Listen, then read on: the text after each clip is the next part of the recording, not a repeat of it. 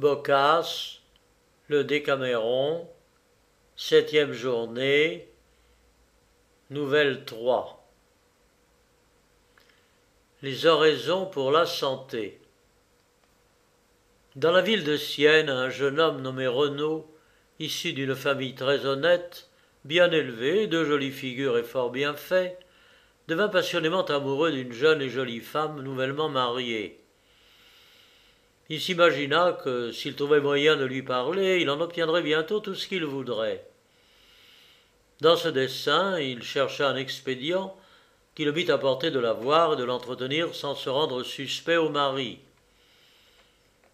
Agnès était grosse depuis 6 ou 7 mois. Il mit dans sa tête de devenir son compère. Il accosta un jour le mari qu'il connaissait et lui témoigna son désir de la manière la plus polie et la plus adroite. Le mari, loin de soupçonner les vues de Renaud, accepta la proposition et en parut même flatté. Le jeune homme, devenu compère d'Agnès, profita de l'occasion qu'il eut de la revoir pour lui confirmer de bouche ce que ses soupirs et ses yeux lui avaient dit tant de fois auparavant. Il lui peignit la situation de son cœur et ne manqua pas de lui dire que son repos, son bonheur, sa vie même, dépendait du retour dont elle paierait ses sentiments. La belle, qui n'était ni prude ni bégueule, ne s'offensa point de la déclaration.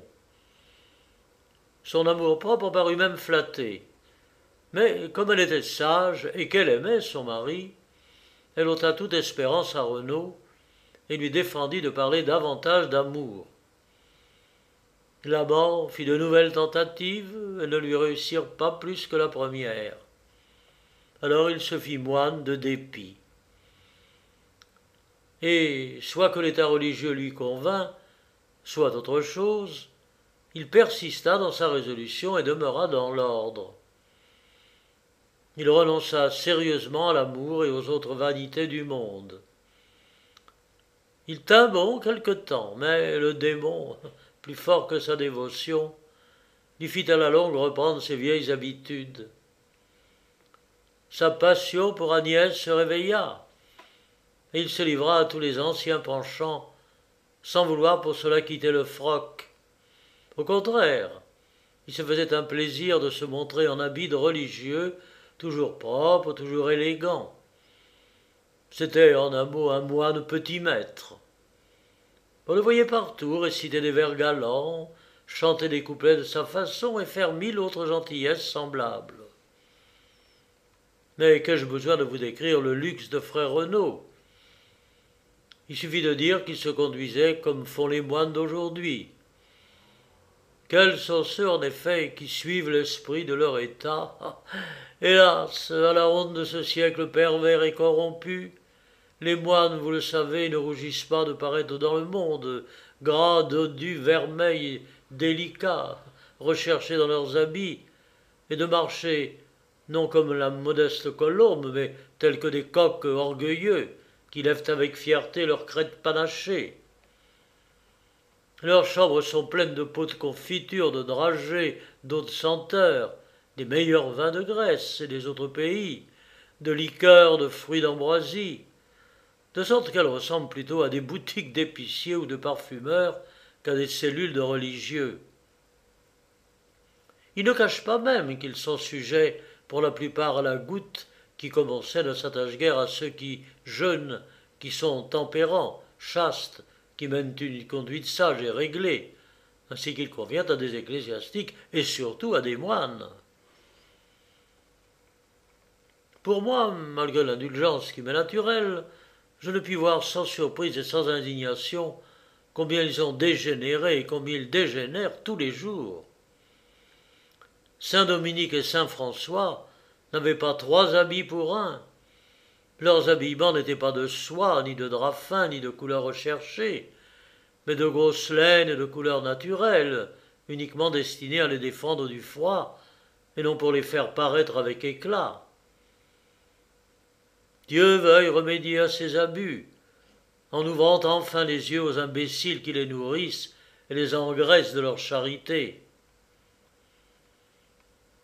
Frère Renaud, revenu à ses premières inclinations, rendait de fréquentes visites à sa commère et devenait chaque jour plus hardi.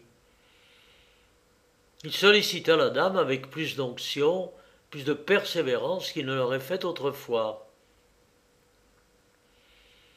La bonne Agnès, qui avait eu le temps de se lasser de son mari, qui se voyait ainsi pressée, qui trouvait frère Renaud plus mûr, plus beau, plus musqué depuis qu'il s'était fait moine, vaincu un jour par ses sollicitations, se retrancha dans ces expressions vagues dont se servent les femmes portées à accorder ce qu'on leur demande. « Comment, frère Renaud, lui dit-elle, est-ce que les religieux font ces sortes de choses ?»« Oh, quand j'aurai ôté l'habit que vous me voyez, répondit le moine, je vous livre, madame, un homme fait comme tous les autres. » La belle, continuant de faire la fine bouche, Dieu me préserve, s'écria-t-elle, d'avoir une pareille condescendance. N'êtes-vous pas mon compère? Le péché serait trop grand. Et c'est ce qui m'empêche de céder à vos désirs. Belle raison pour vous en empêcher, repartit le paillard. J'avoue que ce serait un péché, mais quel péché beaucoup plus grand le bon Dieu me pardonne-t-il pas lorsqu'on s'en repent? D'ailleurs, dites-moi, je vous prie, qui est plus proche parent de votre fils, ou votre mari qui l'a engendré, ou moi qui l'ai tenu sur les fonds de baptême? La dame répondit que c'était son mari. Eh bien, reprit le moine, cela empêche-t-il que vous ne couchiez avec lui? Non, assurément, dit Agnès. Eh bien, je puis donc y coucher aussi bien que lui, moi qui ne tiens pas de si près à votre fils. Mais la belle, qui n'était pas habile en l'art de raisonner, et qui se déconcertait pour peu de choses, crut ou feignit de croire que le moine avait raison. « Oh, qui pourrait résister, compère, lui dit-elle, à votre éloquence ?» Après cela, elle se rendit et consentit à tout ce qu'il voulut. On imagine bien que ce ne fut pas pour cette fois seulement. Le compère et la commère se retrouvèrent plusieurs autres fois, et avec d'autant plus d'aisance et de liberté que le compérage les mettait à l'abri de tout soupçon. Un jour que frère Renaud était sorti avec un de ses compagnons, il crut, avant de rentrer au couvent, devoir passer chez sa commère. Il n'y avait avec elle dans la maison qu'une jeune et jolie servante. Le compère envoya son camarade au grenier avec cette petite fille pour lui enseigner sa patenôtre. Pour lui, il entra dans la chambre à coucher avec sa commère, qui tenait son petit enfant par la main. Ayant fermé la porte, ils s'assirent sur un petit lit de repos. Après s'être fait mutuellement quelques légères caresses, frère Renaud quitta son froc pour se livrer à de plus grandes. À peine de ces heureux amants avaient-ils passé une demi-heure ensemble que le mari, qui venait d'entrer, se fit entendre à la porte de la chambre, heurtant et appelant sa femme. « Oh, je suis perdue, dit-elle alors. Voici mon mari. Il n'est pas douteux qu'il s'aperçoive à présent de notre commerce. » Frère Renaud, sans capuchon et sans soutane, commence à trembler de son côté. « Si j'avais seulement le temps de reprendre mes habits, nous trouverions quelque excuse, mais si vous lui ouvrez et qu'il me voit en cet état, il n'y aura pas moyen d'en trouver. »« Habillez-vous promptement, dit la belle en se ravisant. Prenez ensuite votre filleule dans vos bras, et écoutez bien ce que je dirai à mon mari, afin que ce que vous direz de votre côté s'accorde avec ce que j'aurai dit. Dépêchez-vous seulement, et laissez-moi le soin de nous disculper. » Cela dit, « Je suis à vous dans le moment, » cria-t-elle à son mari. Elle court ensuite lui ouvrir la porte et lui dit d'un visage gai, Ah, vous saurez, mon ami, que frère Renaud, notre compère, est venu nous voir fort à propos. Oh, c'est un coup du ciel. Sans lui, nous perdions aujourd'hui notre enfant. » À ces derniers mots, le bonhomme de Marie faillit à se trouver mal. Il en fut tout interdit et n'ouvrit la bouche que pour demander le malheur qui était arrivé. Hélas, continua-t-elle, ce pauvre petit est tout à coup tombé dans une telle faiblesse que je le croyais mort. Je ne savais comment m'y prendre pour le faire revenir. Lorsque frère Renaud est entré, alors il l'a examiné, l'a pris entre ses bras.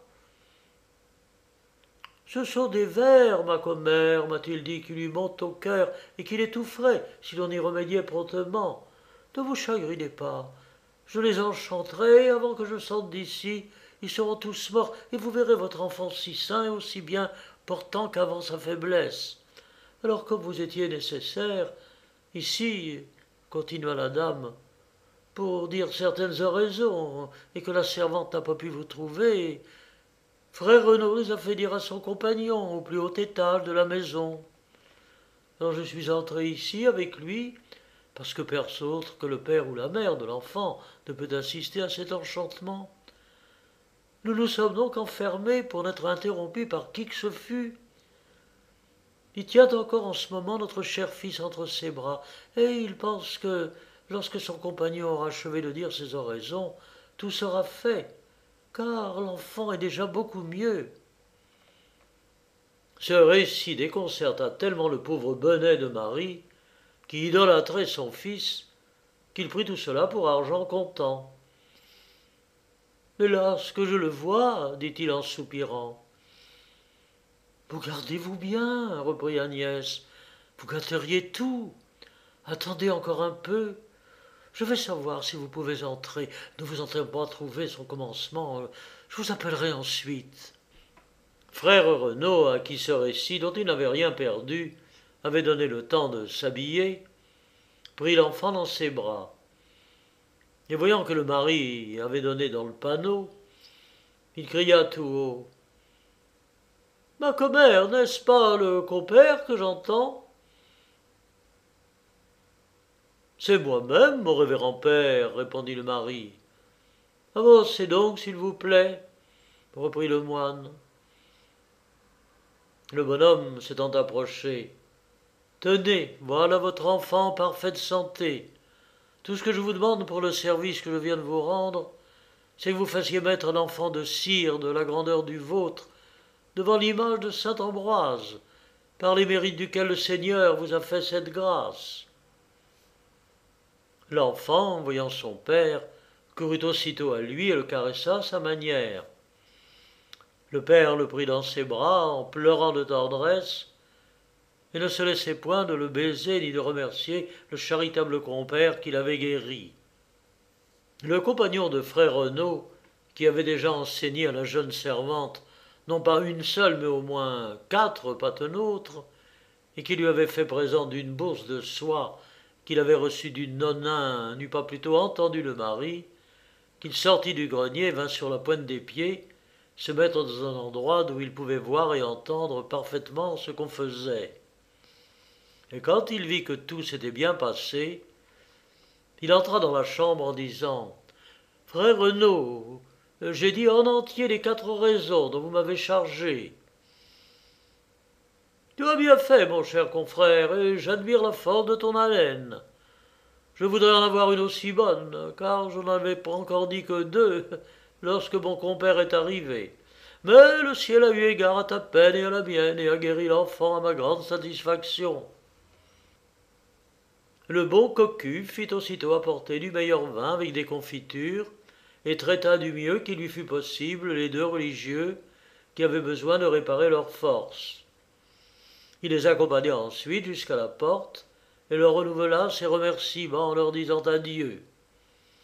Et il n'eut rien de plus pressé que de commander la statue de cire qu'on plaça effectivement devant un saint Ambroise, qui n'est pas celui de Milan.